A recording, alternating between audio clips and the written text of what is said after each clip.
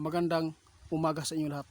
Emergency po ang ating pagpapaabot dahil mayroon pong ipinapaabot si Linyo tungkol po sa nakita doon sa dagat na dami pong isda na nandun po sa dalampasigan. Kaya sa lahat po ng makapanood sa atin, lalo na mayroon pong pagpula sa kalangitan dito sa ating bansa, ito po yung nakakabahala ngayon mga idol dahil sa sobrang init. Mag-ingat po talaga sa mangyayaring lindol. Kaya ang nakakabahala ngayon mga idol, ipinapalikas po ang lugar ng Jose Abad Santos, Davao Occidental.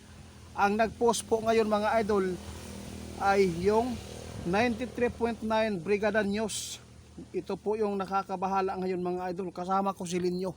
Itanong natin kung ito ba ang hinulaan nila na nakikita na mayroon pong mangyayari na sakuna. Kaya marami ngayon ang nababahala mga idol dahil po pinalikas po ngayon ang taga Jose Abad Santos, Davao Occidental dahil sa sobrang laki ang alon, sa sobrang lakas ng alon doon sa kanilang lugar.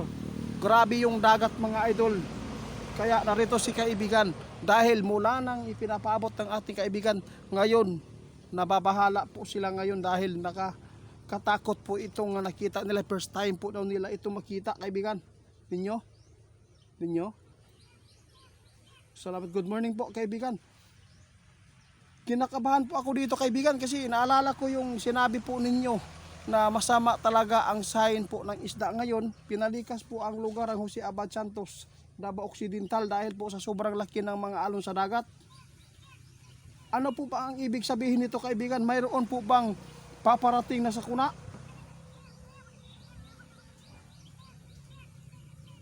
Na mga idol, ito po ang sinabi ng ating kaibigan ngayon sa lahat ng makapanood sa aming video, sa lahat po na makapakinig sa aming video. Mag-ingat po kayo mga idol dahil po nakakabahala po itong sinabi ni Linyo. Kaya maghanda po tayo dahil yung sign po ngayon doon sa Jose Abad Santos, Davao Occidental na mayroon pong paglaki na mga alon. Kaya ipinalikas po ang mga residente po doon. Kaya si kaibigan ngayon nagbabala dahil sa sobrang init ng panahon. Hindi po natin ito alam kung ano po ang kalakasan po itong lindol. Mayroon talagang lindol mga idol. Sus, pasalamat. Yun po ang maganda po na mayroon talagang mga residente doon na agad lumikas at naniniwala sa mga babala ng mga government. Kaya pasalamat tayo sa inyo mga idol dahil tumugon kayo agad. Kasi hindi talaga daw normal yan. Sabi ng ating kaibigan, mayroon po talagang mga sign na ipinapaabot natin doon tungkol po sa isda at pagpula ng kalangitan.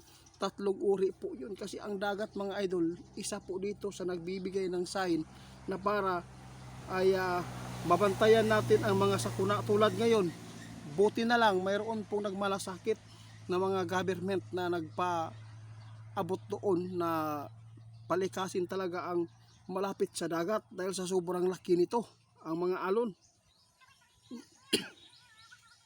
Kahapon daw kaibigan, kahapon ito nangyari, iwan ko lang kung anong oras. Kaya nakakabahala po talaga dahil po mayroon kayong hinulaan doon na may nabuong kalamidad at sinabi ninyo ang ilalim ng lupa ay gumagalaw at yung dagat.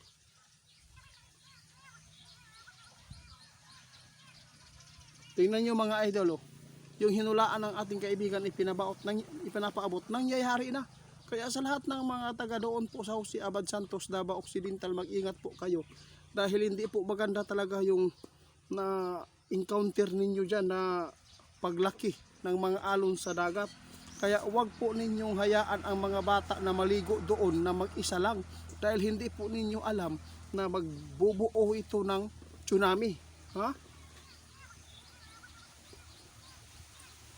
Ay, ang delikado pala dito mga idol, kapag sinabayan ito ng malakas na lindol, posibleng magkakaroon po ng tsunami po doon o paglaki ng dagat na posibleng umakyat po doon sa mga mataas-taas na mga area tulad po ng mga malapit lang doon sa dagat ang mga bahay. Kaya mag-ingat po tayo ngayon mga idol dahil si kaibigan nagbabala na, no?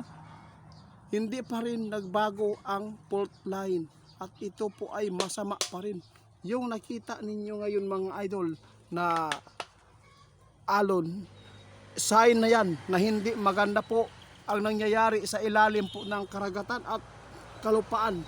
Diyos ko. Ha? Salamat kaibigan. Maraming salamat po sa inyo dahil tumugon po kayo agad sa panawagan ko. Ngayon mga idol, mag-ingat po tayo dahil dito nga sa Mindanao ngayon, grabe po ang sobrang init, grabe ang pag-init ngayon dito mga idol. Kaya tandaan po ninyo itong babala ng ang ating kaibigan.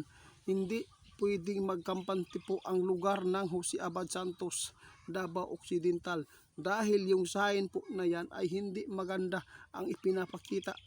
Ito po ay ibig sabihin ng ating kaibigan, yung mga nakikita ninyong mga isda na nandun po sa dalampasigan na pinamulot na lang ninyo sa dami at lalo na yung nukos, no? Grabe po mga idol, ibig sabihin nito mayroon pong paparating na kalamidad. Yun po ang palatandaan. Sos!